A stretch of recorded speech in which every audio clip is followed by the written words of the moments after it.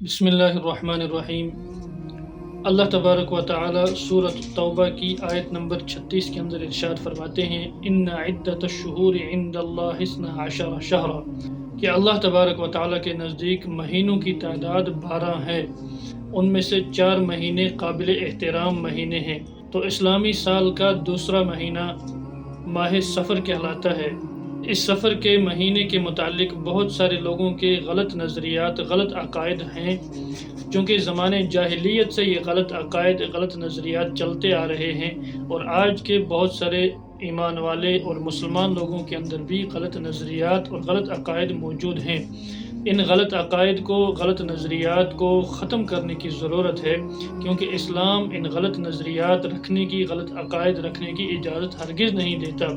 بہت سارے لوگ کیا سمجھتے ہیں کہ اس مہینے کے اندر نحوست ہے، اس مہینے کے اندر پریشانیاں ہی پریشانیاں ہیں، مصیبتیں ہی مصیبتیں آتی ہیں، یا اس مہینے میں بیماریاں زیادہ آتی ہیں، لوگ بہت زیادہ بیمار ہوتے ہیں۔ مگر جب اسلام آیا اور جناب محمد رسول اللہ صلی اللہ علیہ وسلم آئے، انہوں نے ارشاد فرمایا لا عدوى ولا طیرۃ، کہ اسلام کے اندر یہ عقیدہ رکھنا بالکل جائز نہیں ہے کہ کوئی بھی مرض ایک انسان سے دوسرے انسان کے اندر منتقل ہوتا ہے، ایسا ہرگز نہیں ہے۔ قرآن پاک کی آیت اللہ تبارک و تعالی نے ارشاد فرمایا ما اصاب من مصیبت الا باذن اللہ، کہ بندے کو کوئی مصیبت نہیں پہنچ سکتی ہے تب تک جب تک نہ اللہ تبارک و تعالی چاہیں گے، اور جب تک نہ اللہ تبارک و تعالی اجازت دیں گے۔ اس لیے اسلام نے اس باطل عقیدے کا رد کیا، اور حضور صلی اللہ علیہ وسلم نے ارشاد فرمایا لا عدوى، کہ کوئی بھی بیماری ایسی نہیں ہے کہ وہ متعدی ہو، یعنی دوسرے کے اندر خود ہی پھیل جائے،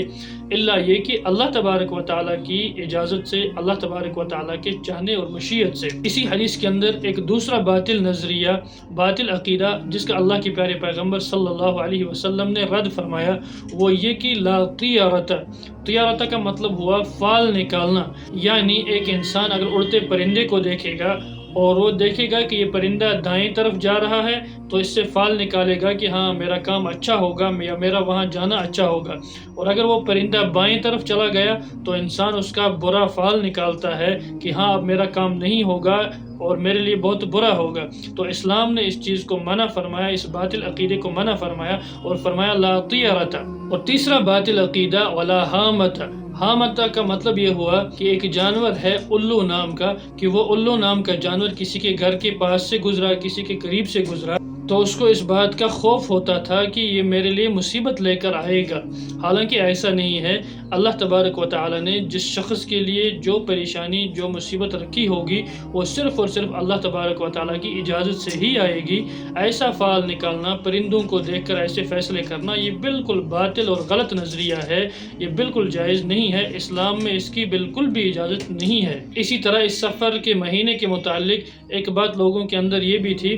کہ سفر جو ہی آتا ہے تو اپنے آپ کے ساتھ نحوستیں بہت زیادہ لے کے آتا ہے، تو اللہ کے پیارے پیغمبر صلی اللہ علیہ وسلم نے ارشاد فرمایا ولا سفر، کہ سفر کے مہینے کے اندر کوئی نحوست نہیں ہے۔ اس لیے حضور صلی اللہ علیہ وسلم نے اپنے ان مبارک ارشادات سے لوگوں کے ان تمام باطل نظریات، باطل عقائد کا رد کر دیا کہ اسلام میں ایسا کچھ بھی نہیں ہے، بلکہ جو کچھ ہوتا ہے وہ صرف اور صرف حضرت اللہ جل جلالہ جل شانہ کے چاہنے سے ہوتا ہے۔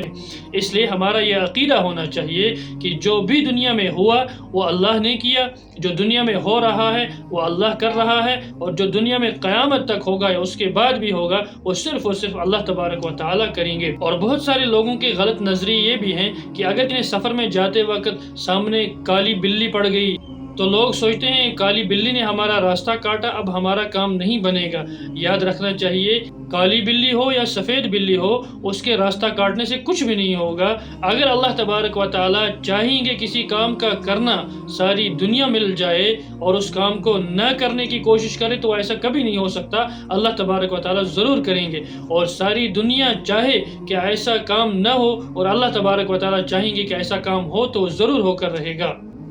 اس لیے ہر مسلمان ایمان والے کو چاہیے کہ اپنے عقیدے کو درست کرے، اپنے عقیدے کو مضبوط کرے، اور اپنے عقیدے کو علماء کرام سے سیکھیں، اور اپنے عقیدے کو سیکھ کر اپنی دنیا بھی بہتر بنائیں اور اپنی آخرت بھی بہتر بنائیں۔